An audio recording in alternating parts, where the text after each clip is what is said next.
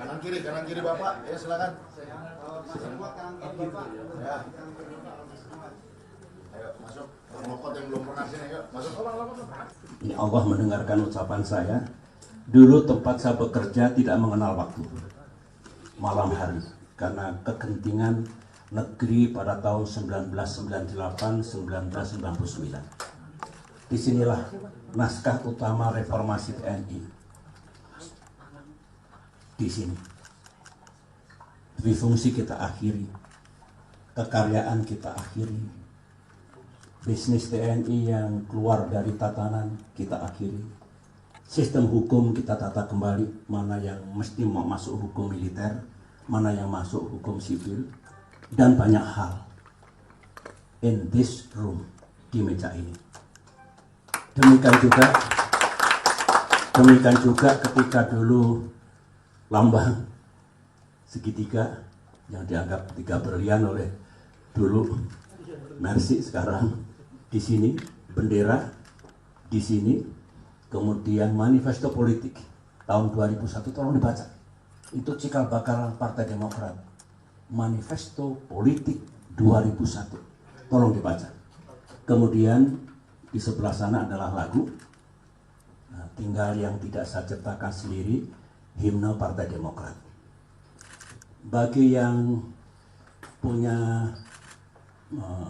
minat pada dunia X gitu ya, saya Muslim, saya orang beriman. Tetapi kadang-kadang ada peristiwa yang di luar jangkauan akal saya.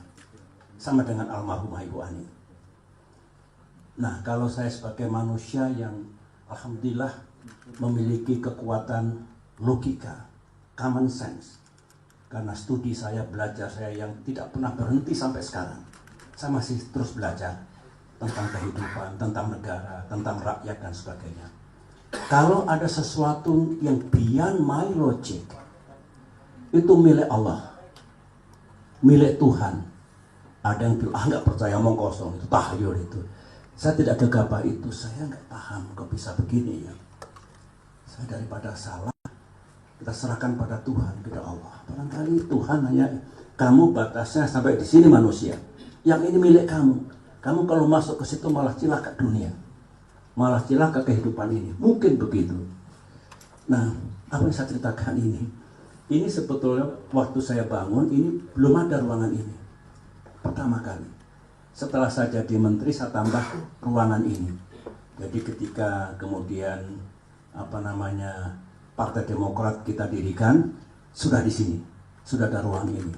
Tapi sebelum ini berdiri, ini kan halaman belakang, bablas sampai sana.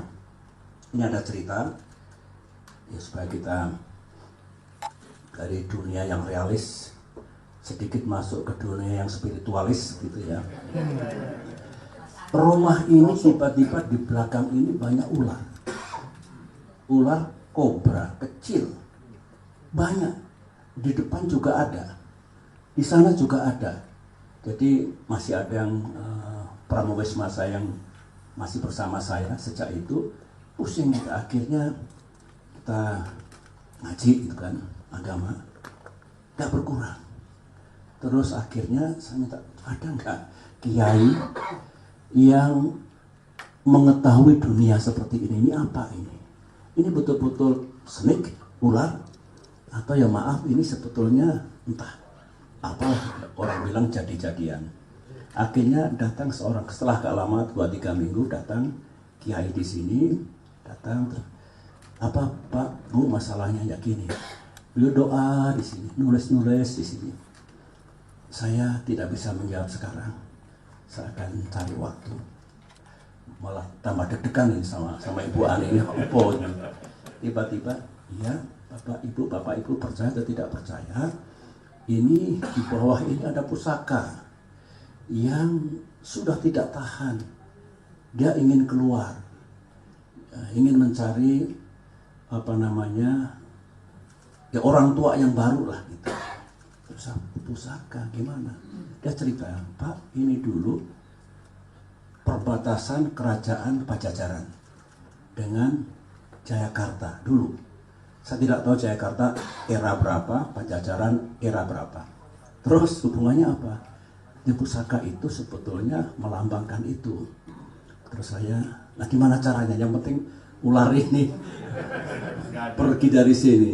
Ya itu Pak, nanti Bapak saksikan sendiri.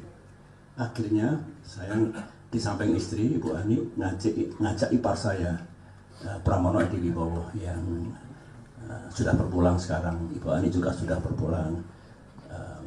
Saya bintang 3 dulu.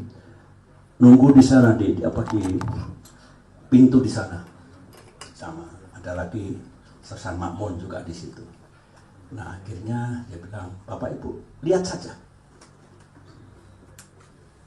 Lihat apa? Yang penting jangan takut, tambah takut kita. Jangan ini. Akhirnya tolong siapkan ini kalau bisa ember pakai air. Terus kita tuh ngintip di pintu gitu. Tiba-tiba si kiai ini baca doa Islam, maju lagi, terus seperti nggak kuat lu mundur lagi. Nah ketika sudah mulai maju sampai mungkin 4 meter sebelum ini masih kosong lah ya. Tiba-tiba ada sinar pusaka menyambar-nyambar, sinar kuning keemasan itu.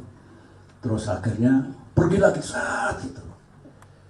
Nah setelah itu kita diam aja itu. Doa lagi. 2 kalinya pergi lagi. Ketiga kalinya rupanya setelah mau menampakkan diri sinar kuning keemasan itu langsung melesat masuk ke dekat kolam renang kecil. Dulu ada situ kecil, kolam lah kecil. Nah langsung tanahnya tuh terbakar. Nah itu rupanya kita suruh nyiapin air tadi. Nah muncul pusaka panjang ini. Bukan pusaka yang galak, yang kereng itu, jadi yang beautiful, manis itu. Akhirnya dia masukkan air, serahkan saya, serahkan Ibu Ani, serahkan Edi, langsung disimpan. Nah katanya, saya bilang, ini pusaka apa ini? Saya juga baru tahu ini Pak, tapi ini kok cantik, indah gitu. Yang jelas bukan untuk perang. Ya sudah, saya tentara kan. Kalau bukan untuk perang ya sudah aman lah gitu. Karena ke perang yang pakai senjata. Oke. Ini terjadi di sini. Nah, sayang Ibu Ani kalau masih ada menambahkan cerita ini. Lebih seru lagi kalau Ibu yang cerita nanti. Tetapi ya ada sesuatu, dunia gaib itu selalu ada. Tapi yang jelas keimanan kita tidak boleh goyang. Kalau yang Islam tentu firman Allah, sunnah Rasulullah, dan juga nasihat para wali itu. Tapi yang saya ceritakan ini karena pas cerita di sini, cikal bakal dulu Demokrat, cikal bakal Fred yang berprotes di sini. Saya di sini, Mbak Pres di sini, Menteri ganti berganti di sini, dan juga banyak yang lain-lain. Ketika AHY dengan sangat berat harus mengambil keputusan menjelang pemilihan Gubernur Jakarta, masih ingat? Di ruang ini, saya dengan Ibu Ani memilih diam karena takut salah memberikan nasihat. Saya bilang, silahkan Gus, kamu sudah punya karier yang baik di militer, cemerlang, tapi kalau ada panggilan tugas yang lain, karena diharapkan oleh sejumlah kekuatan politik, tokoh politik, pikirkan dalam-dalam, ajak Anissa berdua, bukan aku dan bukan Memo. Karena setelah keputusan diambil, bisa sukses, bisa gagal. Kedepannya bisa mulus, bisa tidak mulus. Kamu sama istri, sama keluarga. Saya tidak boleh karena bisa salah. Pikirkan baik-baik dan tahu risikonya. Semalaman istikharah, pagi-pagi saya masih ingat karena harus segera mendaftarkan ke KPUD dulu. Masih pagi sekali, kelihatan kalau nggak tidur semalam, segala macam perasaan. Saya dengan Ibu Ani juga begitu. Di ruangan ini mengatakan, Bismillah, saya siap untuk pindah pengabdian.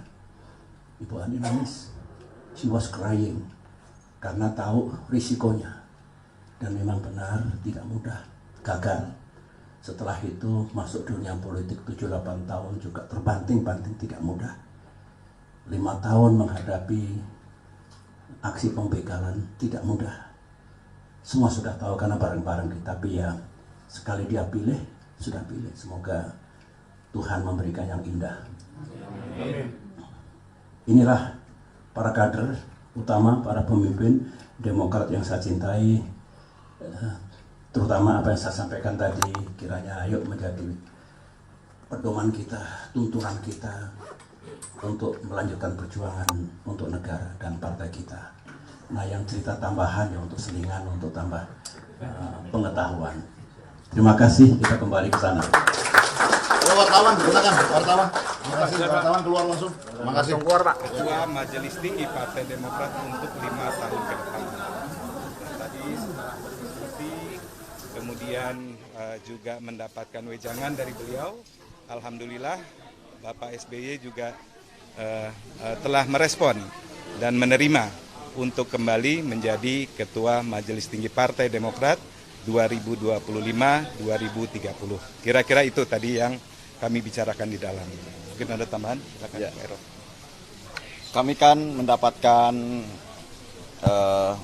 surat dukungan dan secara tertulis ditandatangani di atas materai 100% pemilik suara, yaitu unsur Majelis Tinggi Partai, unsur DPP Partai Demokrat, unsur DPD, unsur DPC, unsur DPLN, dan unsur Orsap telah menyerahkan dan menandatangani secara tertulis mendukung terhadap Ketua Umum agar Mas AHY melanjutkan kepemimpinannya 5 tahun ke depan.